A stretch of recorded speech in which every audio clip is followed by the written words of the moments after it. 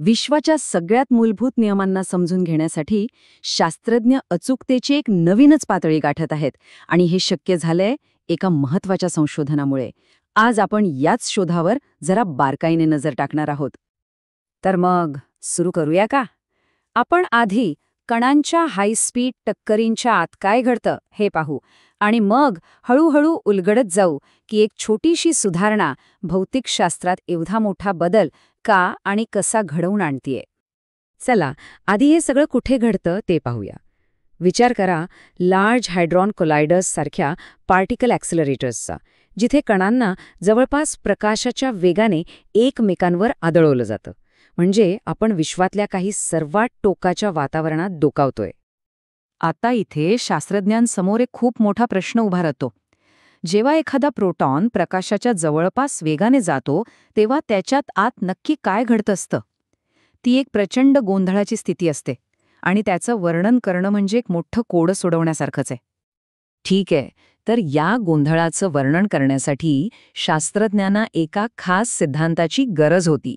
चला आता त्या सिद्धांताकडे वळूया. ह्या सिद्धांताला म्हणतात कलर ग्लास कंडेन्सेट किंवा सोप्या भाषेत CGC. हे असं समजा की जेव्हा प्रोटॉन प्रचंड वेगाने जातो तेव्हा त्याच्या आत असलेले ग्लुऑन्स इतके दाट होतात की जणू काही एक मोठा ट्रॅफिक जॅम होतो. शास्त्रज्ञ या स्थितीचं मॉडेल बनवण्यासाठी CGCचा वापर करतात. आता CGCचं गणित खरं सांगायचं तर खूपच किचकट आहे. ते सोपं करण्यासाठी शास्त्रज्ञांनी एक हुशारीची कल्पना वापरली. त्यांनी एक शॉर्टकट घेतला, पण या शॉर्टकटमुळे काही महत्त्वाच्या गोष्टी त्यांच्या नजरेआड होत होत्या. या शॉर्टकटला आयकॉनल अप्रॉक्सिमेशन असं म्हणतात. कल्पना करा की आपण एखाद्या अत्यंत वेगवान आणि गोंधळलेल्या घटनेचा एक परफेक्ट स्नॅपशॉट काढतोय, म्हणजे त्या क्षणाला गोठवून टाकतोय. याच कल्पनेमुळे शास्त्रज्ञांना ती किचकट गणितं सोडवायला सुरुवातीला मदत झाली. तर हा परफेक्ट स्नॅपशॉट 3 मुख्य गृहीतकांवर अवलंबून आहे. पहिलं म्हणजे लक्ष स्थिर आहे, जणू काही ते वेळेत गोठलेलं आहे. दुसरं म्हणजे टक्कर इतकी जलद आहे की ती एका क्षणातच घडते, जणू काही डोळ्याची पापणी लवते ना लवते तोच. आणि तिसरं म्हणजे फक्त सर्वात शक्तिशाली ग्लुऑन फील्डचाच विचार करायचा, बाकीच्या छोट्या मोठ्या गोष्टींकडे दुर्लक्ष करायचं. आणि इथेच खरी गंमत आहे. बघा आपल्या सोप्या मॉडेलमध्ये आणि वास्तवात किती फरक आहे.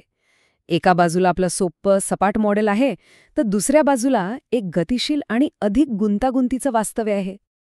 तर मग महत्त्वाचा प्रश्न हा आहे की या सोप्या केलेल्या चित्रामुळे नेमकी कोणती माहिती आपल्या हातून सुटून जात आहे, आणि याच प्रश्नामुळे शास्त्रज्ञांना पुढे संशोधन करण्याची गरज वाटली.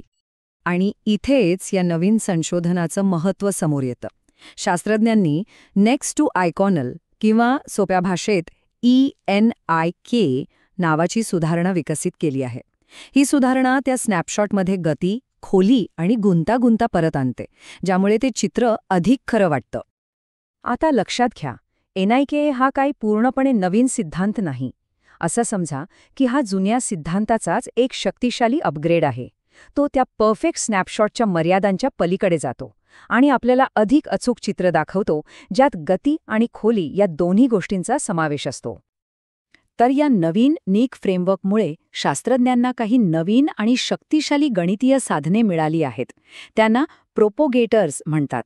हे प्रोपोगेटर्स म्हणजे जणू काही कणांच्या प्रवासाचे वर्णन करणारे नकाशेच आहेत, जे त्यांचा मार्ग अधिक अचूकपणे दाखवतात.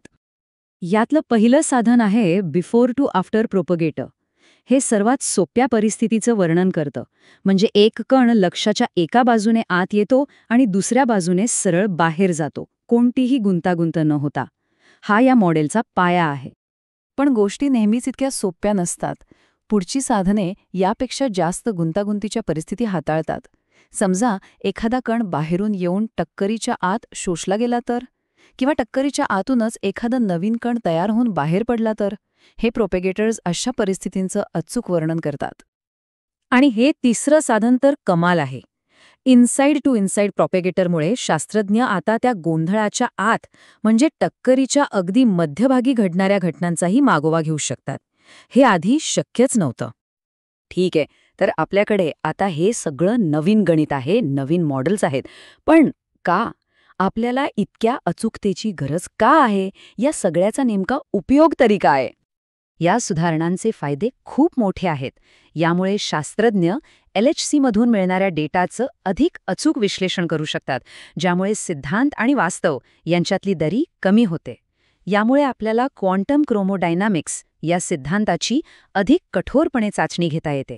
पण सगळ्यात रोमांचक गोष्ट काय आहे माहितीये? कधीकधी सर्वात मोठे शोध सिद्धांत आणि वास्तव यांच्यातल्या अगदी लहान फरकांमध्ये लपलेले असतात, आणि ही अचूकताच आपल्याला त्या नवीन भौतिकशास्त्राचा शोध घेण्याचा मार्ग दाखवते. आणि शेवटी हा एक विचार करण्यासारखा प्रश्न उरतो. आपण जे सोपे अंदाज आणि मॉडेल्स वापरतो, त्यांच्या मर्यादांच्या पलीकडे विश्वाची कोणती रहस्य दडलेली आहेत? ही नवीन अचूकताच आपल्याला त्या रहस्यांच्या एक पाऊल जवळ घेऊन जाते.